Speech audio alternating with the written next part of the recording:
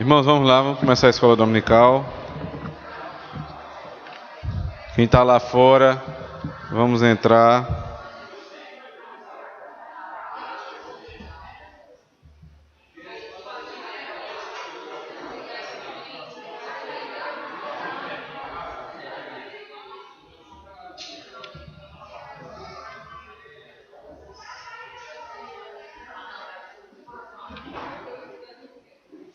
Vou pedir para vocês sentarem o mais próximo possível daqui, para a gente ter uma participação melhor, tá?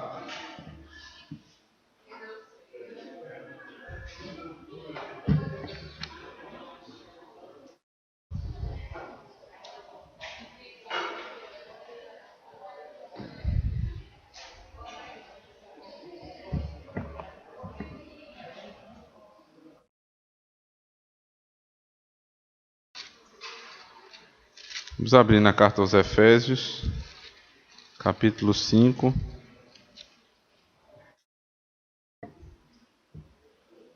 Perdão, capítulo 6, verso 1 a 4.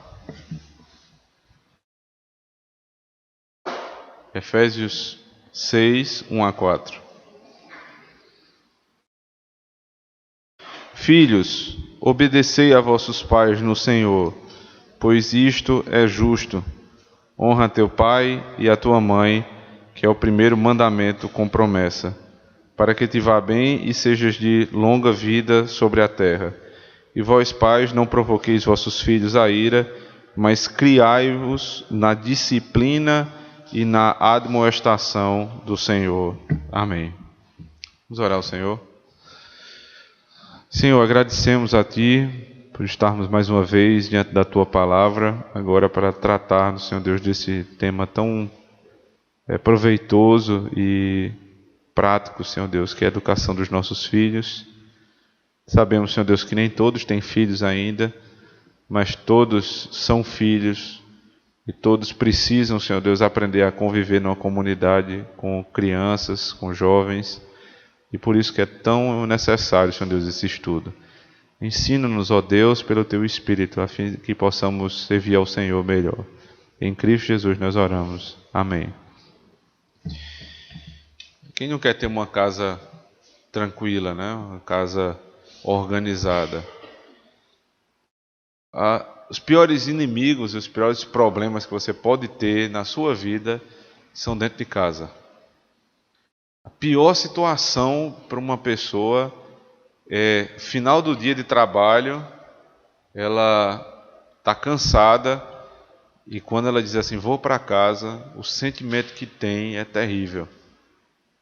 Porque sabe que quando chegar em casa vai ser outro problema. São situações que não conseguem se resolver, briga, confusão, filhos mal criados, rebeldes. Pior coisa da vida não é ter problema no trabalho, pior coisa da vida é ter problema em casa. Trabalho você muda, o trabalho chega ao final dele, no final do expediente, mas você não pode mudar a sua família. Você não tem como resolver esse problema fora de Cristo. É por isso que as grandes lutas das pessoas giram em torno da nossa casa. Problema com o marido, problema com a esposa, problema com os filhos. Isso tira a nossa paciência, tira a nossa paz. E por mais que nós tratemos isso na igreja, e que vocês possam perceber que é um tema muito recorrente nas pregações, é difícil a gente saber exatamente como lidar em casa. Esse livro, Filhos Educando para a Eternidade, mais um livro de Douglas Wilson que a gente estuda aqui, ele é um livro que ele não traz fórmulas mágicas, ele avisa isso inclusive na introdução.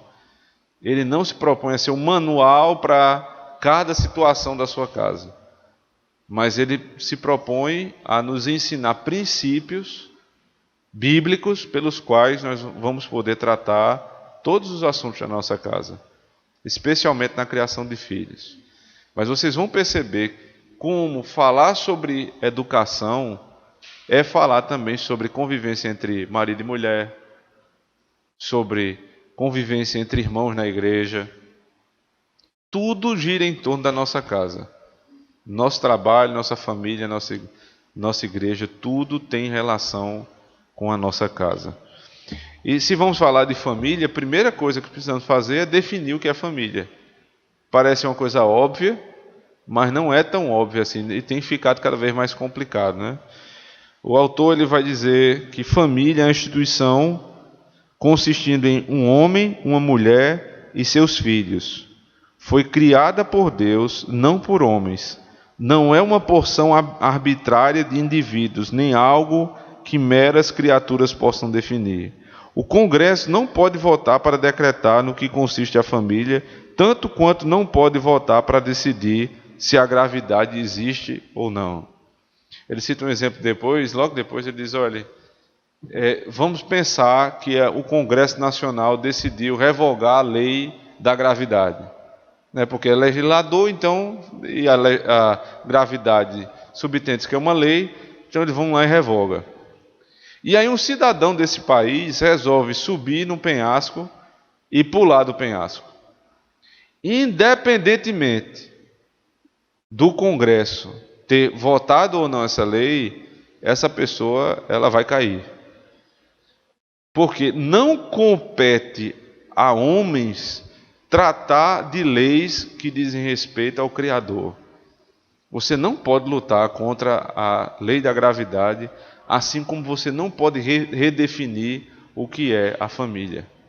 A família é formada por um homem, uma mulher e seus filhos, né? Aí você pode dizer, mas então quer dizer que uma mulher solteira com seu filho não é família? Sim, são arranjos que são colocados, são postos por problemas familiares, por questões familiares. Mas isso não é família no sentido mais estrito da palavra. Uma mulher que não tem mais marido, por exemplo, uma viúva, mas tem filhos, ela forma uma família com os seus filhos. Mas não é ordinariamente o que Deus chama de família. É em consequência da morte, é em consequência de uma separação. Então nós não definimos as coisas por aquilo que é extraordinário, mas pelo que é ordinário. Só que existem algumas coisas que nunca serão família. Por exemplo, 2 homens e uma mulher não formam uma família. 2 homens juntos não formam uma família. 2 mulheres juntas não formam uma família. Independentemente de qualquer lei que o nosso Estado venha a promulgar. Isso precisa ser falado, irmãos, porque nós estamos vivendo tempos em que os crentes eles se submetem mais às leis dos homens do que às leis de Deus. E você vê, né, crentes professos dizendo que se o brasileiro reconhece que 2 homens que formam ali um ajuntamento, porque casal não é, mas um ajuntamento de 2 pessoas numa mesma casa, eles vão dizer, se o Estado definir isso como família, então é família. Logo, você concede ao Estado, ou confere ao Estado, um poder que é próprio de Deus. Foi Deus que definiu a família, logo, só Deus poderia, em termos de possibilidade, mudar o que é família. Se ele não mudou, continua valendo o que ele disse. Né? E não importa você nadar contra a maré. Não importa você ouvir uma legislação como essa de cancelamento da lei da gravidade e se lançar no penhasco.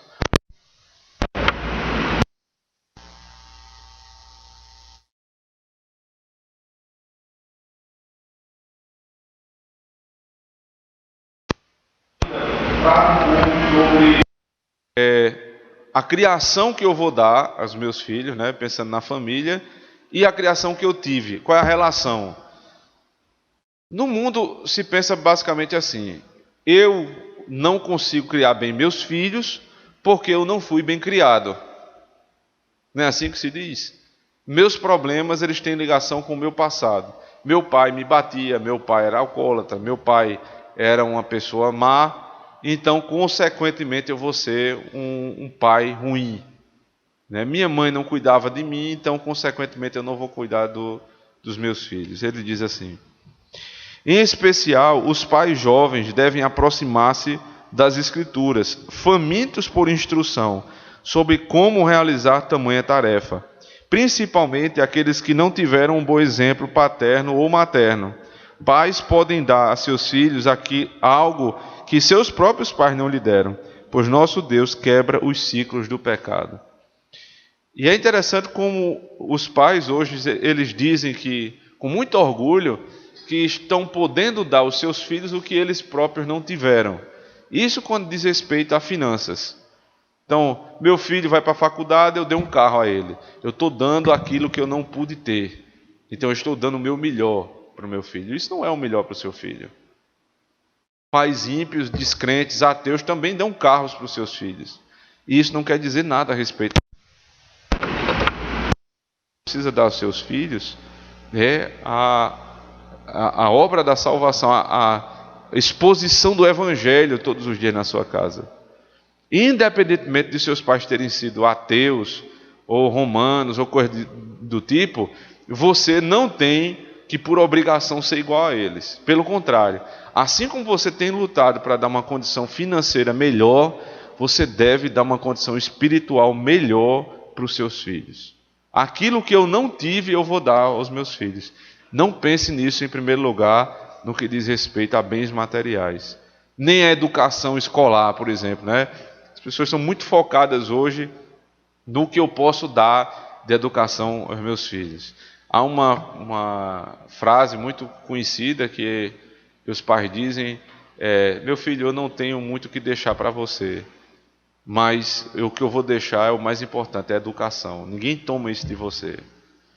Tem seu valor, óbvio que tem seu valor, mas o que ninguém toma da gente, na verdade, não é a educação, é a salvação. Ninguém toma de você a salvação. A educação hoje foi colocada acima de Deus, porque ela, na verdade, se tornou um ídolo. Com muita frequência você ouve as pessoas dizendo que a salvação do país é a educação. E aí eu lhe pergunto, e o que vamos dizer da Suíça? O que vamos dizer da Suécia, da Escócia, né, da Dinamarca, países que têm a educação de primeiríssima, mas o povo padece por falta de conhecimento de Deus. Povos que viram o embrião da reforma, e hoje, ontem mesmo eu vi a igreja onde Eurico Zwingli pregava, um dos reformadores, né, grande Bullinger, outro reformador suíço. A igreja ontem foi hasteada uma bandeira LGBT em cima da igreja. Então, qual é o sentido disso?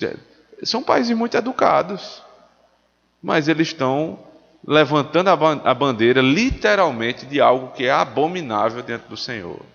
A educação não é a salvação para os teus filhos. A educação não é a salvação do Brasil. A salvação do Brasil é Cristo. Apresentar Cristo e este crucificado. Por outro lado, eu queria falar aqui também um pouco sobre métodos de educação, que são vários. Você pode, biblicamente falando, ensinar os seus filhos em casa. Se o Estado reconhece ou não, isso é outra história, mas a primeira obrigação é dos pais ensinar seus filhos em casa.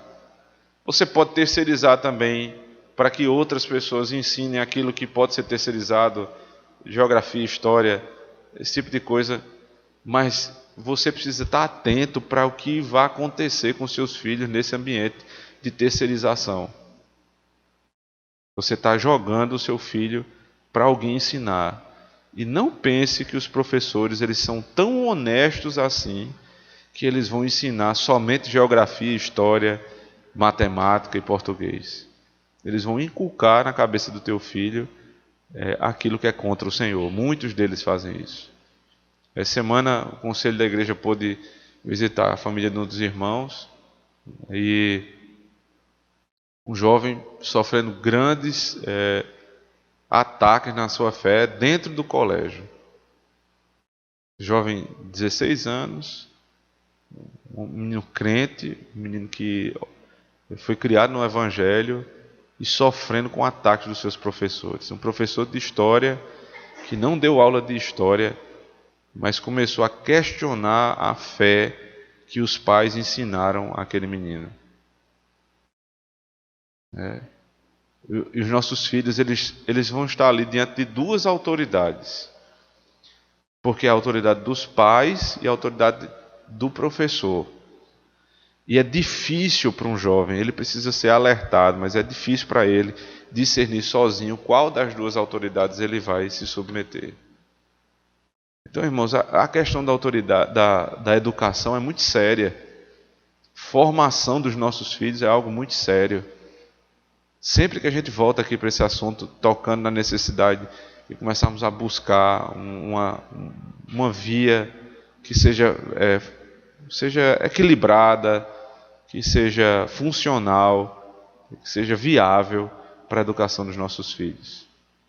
O pastor Rodrigo Broto, ele conhece muito sobre esse assunto. Ele fala que nós devemos buscar uma educação pactual, ou seja, uma educação dentro da aliança. Porque o que é o contrário disso? É você pegar os seus filhos que você ensina o evangelho, você coloca para vários descrentes passarem o dia com eles, como acontece muitas vezes hoje, né? Ensino integral, e você está expondo os seus filhos o dia todo em julgo desigual. É um ateu que vai ensinar teu filho, é um romano que vai ensinar o teu filho. Eu sei que não são coisas muito fáceis de se resolver, mas a gente está provocando o debate aqui para que a gente possa chegar a soluções. O homeschooling, né, educar os nossos filhos em casa, é uma via possível, mas talvez não seja mais viável na nossa cultura, é difícil. Alguns irmãos têm buscado, né, existem irmãos que buscam realmente criar os seus filhos educando em casa, mas não é a via mais fácil, né? A gente já viu que a escola, nesse modelo que está falida, está acabando com os filhos dos crentes. Então é preciso ter alguma outra forma de nós podermos, na igreja, poder educar os nossos filhos, usar os professores da igreja, os que são capacitados para ensinar os nossos filhos. Porque antes, né, como o livro diz, nós não estamos educando nossos filhos para esse mundo, nós estamos educando nossos filhos para a eternidade. É óbvio que a gente não vai descuidar que é necessário que o meu filho tenha um conhecimento bom para passar no vestibular, para ter uma profissão. Ele tem que ter. Mas isso não pode ser superior à necessidade que ele tem de conhecer a Cristo. Se esse tipo de educação está atacando a educação do meu filho, que é prioritária, ou seja, a educação para a eternidade, isso aqui precisa ser revisto. Então, o que você vai dar para o teu filho não é necessariamente o que você recebeu dos teus pais. Você precisa buscar o melhor. Não é porque todos foram ensinados em colégios normais, né, como a gente geralmente diz, e eu estou na igreja hoje e eu vou querer a mesma coisa para o meu filho. Eu tenho que querer o melhor. A nossa igreja precisa buscar algo de melhor para esses filhos, dar uma educação mais consistente e não expô-los tanto ao jogo desigual. Lá na frente desse livro, ele vai tratar mais aprofundadamente sobre esse assunto. Eu já li o livro quase todo antes de começar, é um livro muito bom. E ele fala sobre também não querer que o seu filho fique dentro de uma bolha, né? Porque meu filho não pode ir para uma escola comum, porque senão ele vai ser exposto a esse tipo de ataque. Vai chegar a hora que vai ser inevitável. Por exemplo, quando chegar na faculdade, não tem o que fazer. A gente não vai criar uma faculdade para ensinar nossos filhos. Só que existem idades que o seu filho não tem condição ainda de tratar desses assuntos. E é nessa idade que a gente está mais preocupado, de oferecer o melhor para essa idade. Porque uma criança de 4, 5 anos, ela não tem condição, né, não tem capacidade ainda de se defender desses monstros. Porque um professor que entra em sala de aula para desfazer o que os pais ensinam é um monstro. Ele está se assenhorando dos nossos filhos. Aquele livro do presbítero Solano Portela, né? a respeito da educação de filhos, onde ele cita lá quem governa governa a igreja, quem governa a escola dirige o mundo, coisa desse tipo, né? Isso é uma grande verdade. Quem tem nas mãos a educação vai dirigir esse mundo, vai governar o mundo. E nós estamos pegando nossos filhos e entregando para eles. E eles estão governando o mundo. Depois você chega na igreja, tem menina feminista, jovem de esquerda, meninos revoltados contra seus pais, efeminados. Eu espero que não tenham aprendido isso em casa. Mas inevitavelmente é um problema da nossa casa. É melhor começar a tratar desde cedo, né, enquanto eles são menores, porque depois fica maior, é mais complicado. Então, a introdução é justamente nesse sentido. Definir o que é família, definir o papel dos pais na educação dos seus filhos, a responsabilidade maior com a eternidade do que com o dia a dia. Né? Você não está educando seu filho para ser médico, nem engenheiro, nem empresário. Você está educando seu filho para ser um servo de Deus. Se, consequentemente, ele conseguir chegar a essas profissões, que é bom que possa conseguir para ter uma situação melhor financeira, mas primeiro a salvação. O Yuri.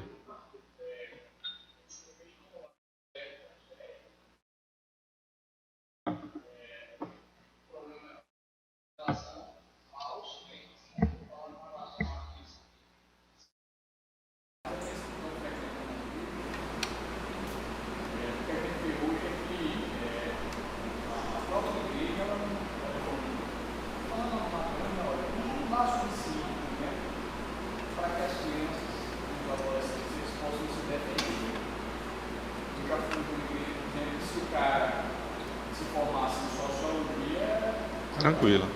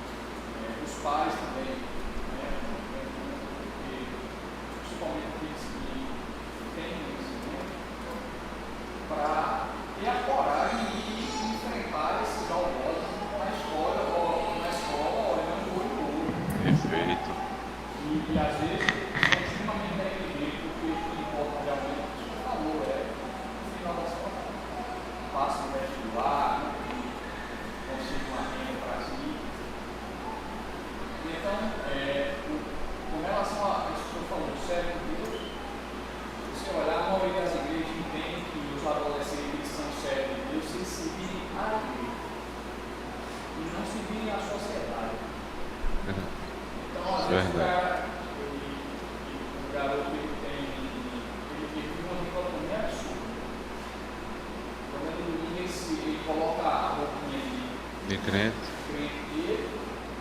Vai cantar, vai criar, vai fazer trabalho social, né? E ali as pessoas entendem que não serve a Deus. Na realidade, quando você bota um garoto um adulto na sociedade, ele vai se pisar. Ele vai se entregar rapidamente ao mundo da lei. E vai viver sempre essa dicotomia, né? Eu sou um na igreja e outro fora.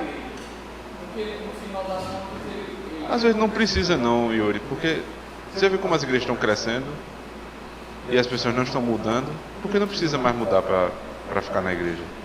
Não há confronto. A gente vai para o culto, a gente não se sente mais confrontado com o nosso pecado. Consequentemente, você pode continuar vivendo sua vida, você não vai ser constrangido na igreja por conta disso.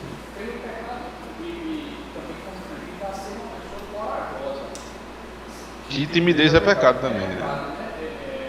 Eu gosto às vezes do que eu fiz, eu gosto muito de observar, por exemplo, a personalidade. Você consegue identificar a personalidade das pessoas naquilo que elas colocam no Facebook.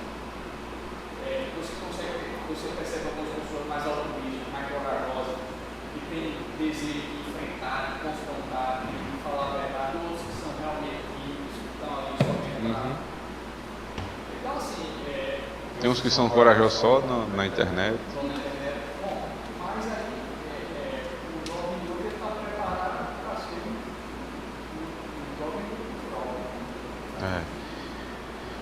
Uma coisa que o Yuri tocou num assunto muito pertinente é a responsabilidade dos pais nesse contexto, né? Que os pais, veja só, a solução ideal a gente não consegue ainda imediatamente. Por exemplo, ter uma escola e poder colocar nossos filhos. Esse é um projeto, se Deus permitir, isso vai acontecer. Mas o que é que a gente pode fazer hoje? Primeiro, a gente pode buscar a melhor, dentre as escolas, qual é a melhor que eu posso dar ao meu filho. Não é a que mais aprova no vestibular. Não é esse o critério. É a que não vai fazer meu filho entrar em confronto com a fé dele. Então, essa é a melhor escola. Em primeiro lugar, isso aí. Depois vem ensino. Primeiro é a fé. Depois disso, é ser presente na vida do filho. Você escuta um negócio desse, que seu filho está sendo confrontado na sala de aula, você vai fazer o quê? Você vai lá no colégio, você vai falar com o diretor, chame esse professor, eu quero ficar frente a frente com ele aqui, você vai, né?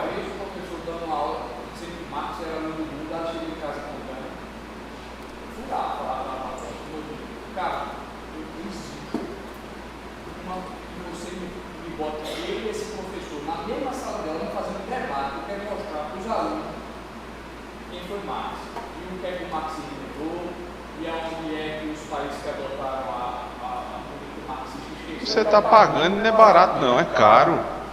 Mas você paga, isso é um contrato. O contrato é, você dá aula de história, geografia, inglês, e eu pago. Certo? Agora, educar, quem educa é pai e mãe. Isso precisa ser claro. Agora, nós temos uma cidade que tem um evento gigantesco aqui, dizendo evangélico, ou seja, aparentemente tem muita gente crente aqui. Mas as escolas não mudaram. Então tem alguma incoerência nessa história. Porque os pais não se levantam, eles simplesmente se calam e deixam seus filhos serem governados pelo colégio, desde que passem no vestibular para medicina, engenharia, alguma coisa desse tipo. Porque, infelizmente, nosso pensamento é tão mundano quanto as pessoas de fora. E ela chegou preocupada e disse: filha, você não se preocupe não. Se você for reprovada, você não vai ser reprovada nunca, cadenciada. Primeiro, como é que é o processo na escola? E o diretor não é doido, não? Ele não pode me reprovar pelo que você pensa, não. Não deveria, pelo menos, né? Isso vale muito para escola particular, mas na pública o negócio é diferente. Porque o sujeito é concursado. Isso é um problema de sério. Eu vi ontem uma parte da entrevista do ministro da Educação, Weintraub, que ele é ridicularizado pelas pessoas, ele de ridículo não tem nada. Ele dizendo que quase que 80% dos funcionários do governo federal estão ligados com o MEC. Todos por concurso. E quase todos, linha esquerdista. Como é que o negócio foi muito bem pensado. Foi arquitetado aí ao longo de 30 anos, fazendo concurso com viés político. E agora, quando você tem um governo que tenta consertar, fica difícil. Por quê? Porque os funcionários do governo são concursados. E eles foram formados dentro do sistema esquerdista. E esse é um problema sério. Porque você tem um cabeça que quer mudar, mas embaixo, os que são inferiores ao cabeça, o cabeça não tem autoridade para tirar. Isso é estabilidade, isso é o fim do mundo, um negócio desse. E a educação continua seguindo de mal a pior. Até o exército, está cheio de comunistas dentro do exército, infelizmente. Deixa.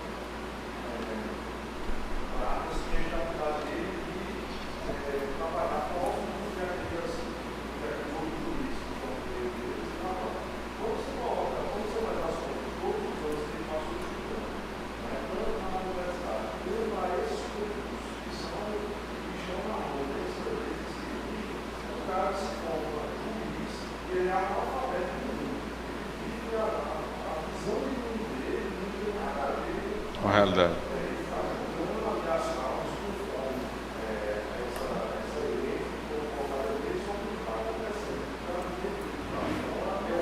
Só que você citou uma área, né? Mas isso serve para juiz, isso serve para advogado, isso serve para médico.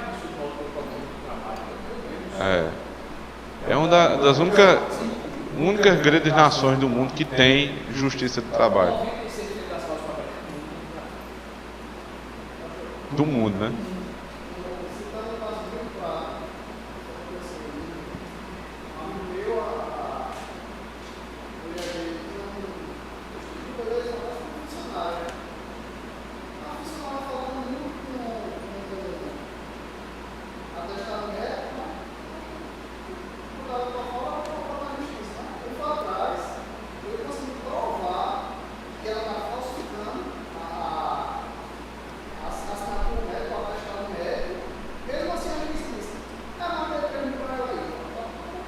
Mais o quê?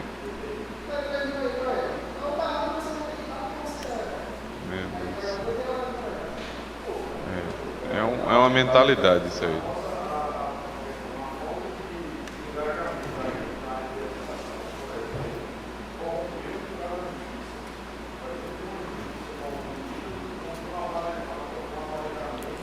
Pois a gente tem médico hoje que defende aborto, por quê? Porque eles aprenderam isso na faculdade. Ele tem advogado que só quer saber da área trabalhista, por quê? Porque aprendeu que isso é bom na faculdade.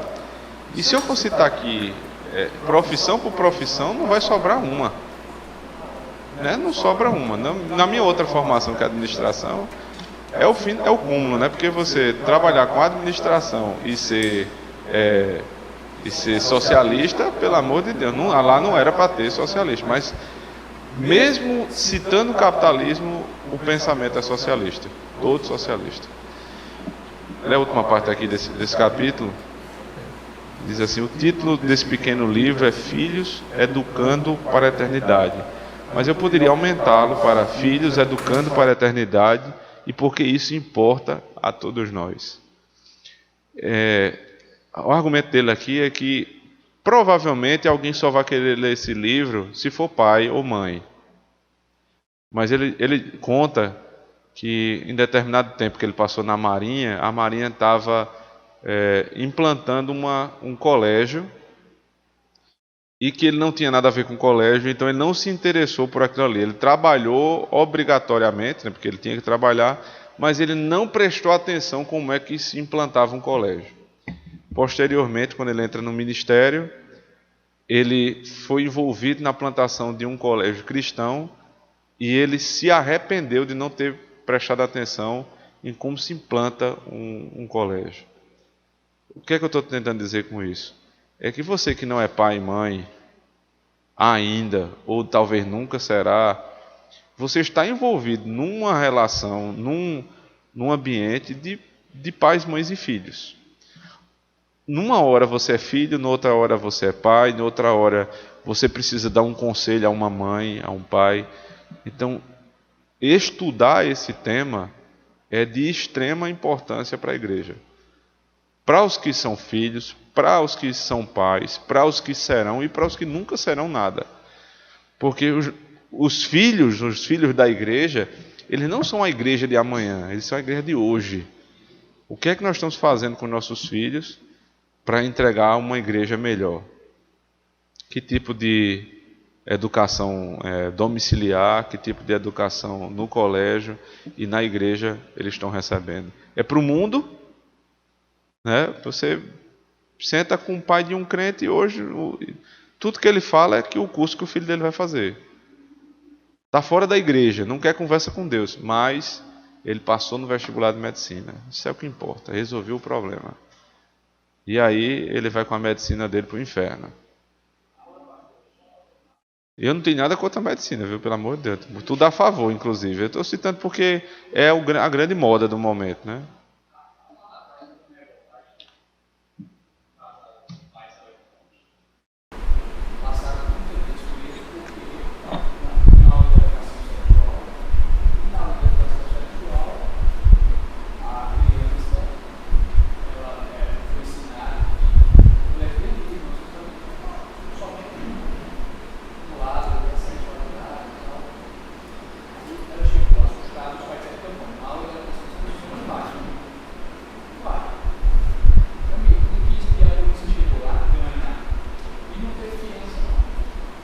Onde é que foi isso? Na Alemanha. Nos Estados Unidos já tem alguns estados na Europa que já estão legislando, por exemplo, já estão tirando totalmente a liberdade dos pais nesse sentido. Inclusive, no Canadá, se você não quer todas as vacinas que existem, se você não, inclusive, vacinar desde o compromisso com relação ao panicídio, à doutrinação nesse sentido, você pode até perder esse tipo de estado. Aí a grande pergunta, por exemplo, no caso dos Estados Unidos, que é um país de herança reformada, é cadê a igreja nisso aí? A igreja se calou. A igreja, por um tempo, ficou pensando só em culto, culto é a base de tudo, mas não é só o culto. Né? É missões e convivência. Esperar Jesus voltar. Só que, nós vivemos num mundo, a gente precisa tratar desse mundo. Se a gente ficar calado, daqui a pouco vai acontecer esse tipo de coisa aqui. Daqui a pouco acontece esse tipo de coisa aqui. Você é o fim da picada, né? Mas não inevitável. Eu não creio que seja inevitável. Eu sei que o processo já está em andamento. Mas eu não sou derrotista. Eu não acho que a igreja perdeu. Eu acho que as portas do inferno não prevalecerão. Agora a gente precisa começar, né? Não pode simplesmente parar. Precisa começar. Precisa dar os primeiros passos. E não dá para começar universalmente, só dá para começar localmente. A gente começa aqui e tenta replicar a nossa experiência para outras igrejas. Então esse é o nosso grande desafio para a igreja do Alto Branco. Começar com os nossos pequeninos, os menores. O conselho já está avaliando como é que vai fazer isso. Depois do aniversário da igreja, que vai ser tratado o tema de educação, as primeiras aulas de ensino em forma de reposição, reforço escolar, para a gente dar o primeiro passo. Porque se a gente ficar só na conversa, a gente não vai para muito longe. Presbítero. A Uian? Uian.